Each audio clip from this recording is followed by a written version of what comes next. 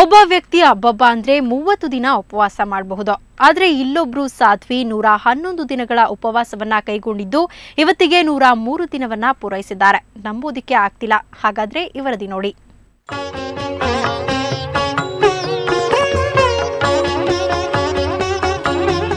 ಇವರು ಜೈನ ಸಾಧ್ವಿ ಸರ್ವೇಶ್ವರಿ. ವಯಸ್ಸು 40.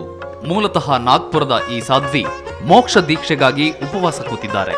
ಚಂಪಾ ಶ್ರಾವಿಕಾ was there. She was a lady. She did 180 days fast. Our Lord Mahavir, he also did 180 days fast. So I thought, when a lady can do, why can't I? At that time I was only 10 years old.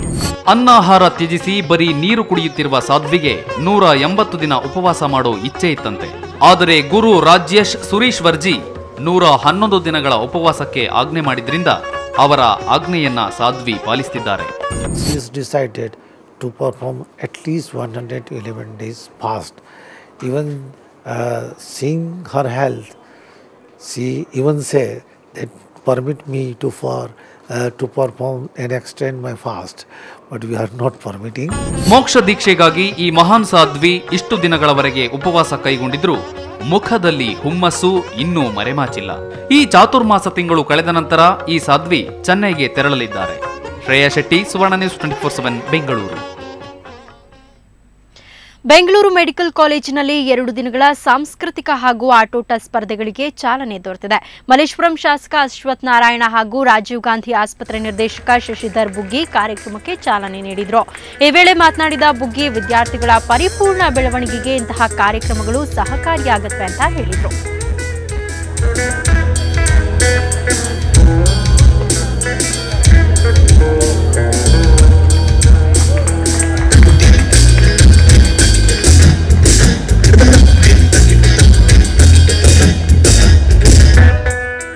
This is an opportunity for everybody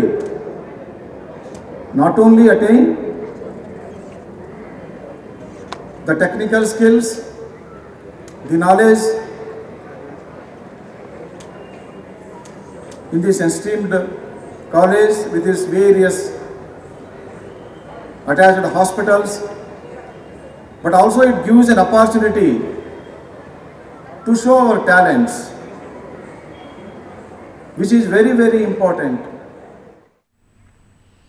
ನಾಳೆ ಸ್ಯಾಂಡಲ್ವುಡ್ಗೆ ಇಷ್ಟ ಚಿತ್ರ ಲಗ್ಗೆಡ್ತಾ ಇದೆ. ಚಿತ್ರದ ನಾಯಕಿ ಭೂಮಿಕಾ, ಈಕೆಯ ತಂದೆ ನಿರ್ಮಾಪಕ. ಏನು ವಿಶೇಷ ಅಂದ್ರೆ ತಾಯಿನೇ ಚಿತ್ರಕ್ಕೆ ಸಂಗೀತ ನೀಡಿದ್ದಾರೆ. ನಾಯಕಿ ಭೂಮಿಕಾಳೆ ಚಿತ್ರದ ಪ್ರಮುಖ ಆಕರ್ಷಣೆ. ಸಿನಿಮಾದಲ್ಲಿ ಭಾವನೆಗಳಿಗೆ ತೋರಣ ಕಟ್ಟುವ ಕೆಲಸ ಮಾಡಿದ್ದಾರೆ ನಿರ್ದೇಶಕ ಕೃಷ್ಣ. ಪ್ರೀತಿಯ ಇನ್ನೊಂದು ಮುಖವನ್ನು ಹೇಳುವ ಈ ಸಿನಿಮಾದಲ್ಲಿ ನಾಯಕ ನಟ ಸಂತೋಷ್ ಮತ್ತು ಭೂಮಿಕಾ ಪ್ರೀತಿಯ ಆ ಅಲೆಯ ಇಷ್ಟ ಕಷ್ಟಗಳು ಅನಾವರಣಗೊಂಡಿವೆ. ಆರ್.ಪಿ. ಕೃಷ್ಣ ನಿರ್ದೇಶನದ ಈ ಚಿತ್ರ ಚಾಪ್ರಿಯಾ ಫ್ಯಾಮಿಲಿಯ ಮೊದಲ ಕೊಡುಗೆ. ಹೊಸ ಉತ್ಸಾಹದ ಹೊಸ ಸಿನಿಮಾ ಎಂಬ ಹೆಗ್ಗಳಿಕೆ ಇಷ್ಟ ಚಿತ್ರಕ್ಕಿದೆ.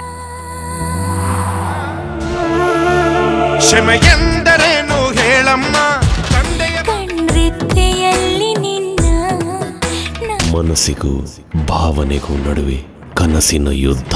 ಸರ್ವಮಂಗಳೆಯ ಶಿವನೃತ್ಯದ ಢಮರುಗದ ನಾಟ್ಯ ವೈಭವ. ಪ್ರೇಮಕ್ಕೊಂದು ಹೊಸ ಸಿದ್ಧಾಂತ.